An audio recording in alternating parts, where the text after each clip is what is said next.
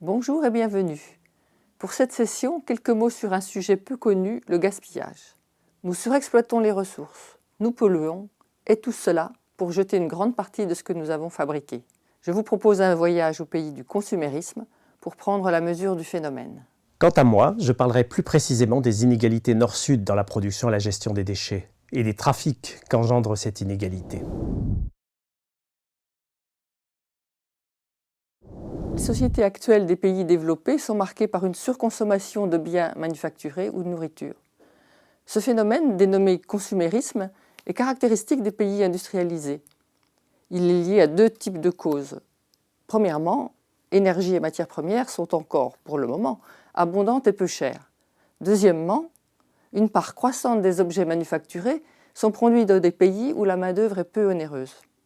Dans ces conditions, le prix n'est pas un obstacle à la consommation pour le plus grand nombre, et la consommation, encouragée par les messages publicitaires, dépasse les besoins effectifs des populations. Il en résulte un gaspillage généralisé. S'il touche actuellement surtout les pays développés, le modèle consumériste tend aussi à s'imposer aux pays en développement rapide et très peuplés, tels que la Chine ou l'Inde. Gaspillage des produits alimentaires et surproduction de déchets sont des caractéristiques parmi les plus préoccupantes de ce consumérisme. Parlons d'abord du gaspillage alimentaire qui est un vrai scandale. Dans le monde, 1,3 milliard de tonnes de produits alimentaires sont jetés chaque année alors qu'ils seraient consommables selon la FAO, l'Organisation des Nations Unies pour l'alimentation et l'agriculture. Un quart de la nourriture produite est jetée sans avoir été consommée, alors que 13% de la population mondiale, soit près d'1 milliard d'êtres humains sur les 7 milliards que compte actuellement la planète, souffrent de sous-alimentation. Une étude récente de l'Agence de l'environnement et de la maîtrise de l'énergie quantifie le phénomène pour la France. En France, on jette 10 millions de tonnes d'aliments par an. Le gaspillage a lieu tout au long de la chaîne qui va de la production des denrées alimentaires à la consommation des individus. S'il était évité, il permettrait, comme l'illustre la figure, d'économiser 16 milliards d'euros et d'éviter 3% des émissions françaises de gaz à effet de serre. Le gaspillage et les pertes alimentaires touchent à des degrés divers les pays développés et les pays en développement.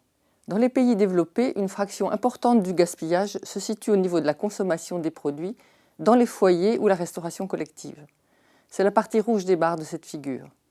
Pour les pays en développement, le sous-équipement en matériel de récolte et de conservation, la désorganisation des structures de distribution sont les causes principales du gâchis alimentaire. Vous en verrez un exemple plus précis dans les documents de cours. Le consumérisme se traduit par une surconsommation de produits manufacturés et l'augmentation de la production de déchets. La surconsommation de produits manufacturés s'explique aussi par la diminution de la durée de vie des produits, souvent programmée par les constructeurs. On parle alors d'obsolescence programmée. Dans le cas des équipements électroniques, la recherche continue de l'innovation, encouragée par le marketing, réduit encore la durée de vie d'appareils qui sont considérés comme périmés après 2 ou 3 ans d'utilisation. Vous avez une illustration du phénomène sur la photo. Or, la fabrication de ces équipements électroniques est très consommatrice de ressources. Celle d'un micro-ordinateur personnel, par exemple, requiert en moyenne 373 litres de pétrole, 2800 kg de matières premières, 1500 litres d'eau et 22 kg de produits chimiques. En moyenne toujours, un ordinateur portable génère 164 kg de déchets de fabrication, dont 22 hautement toxiques. Dans les pays développés, la grande distribution qui privilégie les produits préparés et emballés contribue à augmenter le volume et la nature des déchets de consommation. En France, selon les données de l'Agence de l'environnement et de la maîtrise de l'énergie, la masse de déchets que les ménages jettent dans leurs poubelles a doublé en 40 ans, comme vous le voyez sur la figure. Bien qu'elle soit stabilisée dans les dernières années, la quantité totale de déchets produite par les ménages avoisine encore les 460 kg par habitant et par an.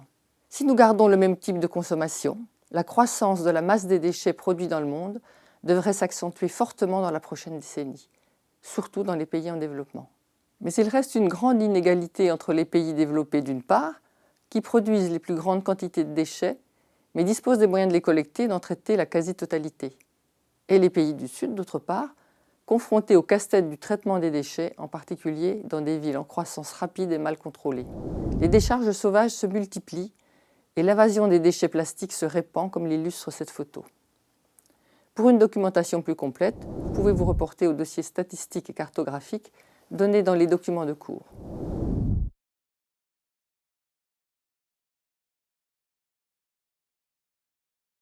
La production de déchets a des forts impacts économiques, environnementaux et sanitaires.